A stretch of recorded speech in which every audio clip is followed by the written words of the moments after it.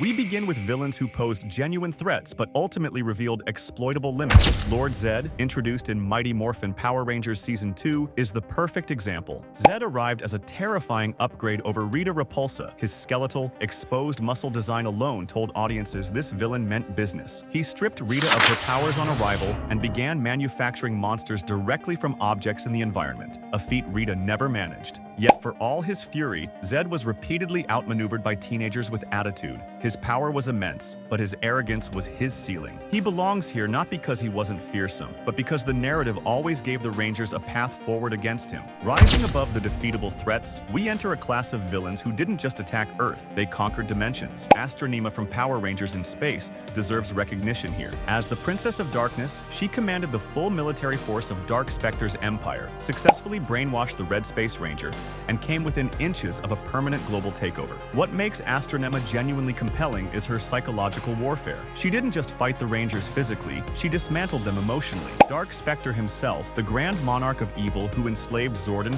and unified every villain faction in the franchise's history, sat above even her. A being so vast he was literally draining Zordon's power like a cosmic battery. And then there is Zordon's energy wave, the event that reset the entire universe's villain landscape, which tells you everything about our #1 entry, Mystic Mother, the Master, even Olympius pale in comparison to Omni, the Magnificent from SPD, a entity that required an entire space station converted into a weapon to destroy. But crowning them all is Dark Specter in concept and Venjix in execution. The Venjix computer virus from RPM didn't just attack, it won. It wiped out 99% of humanity before the Rangers ever suited up. No other villain in franchise history can claim they already conquered the world before the season started. That precedent is unprecedented. That is what separates a villain from a force of nature.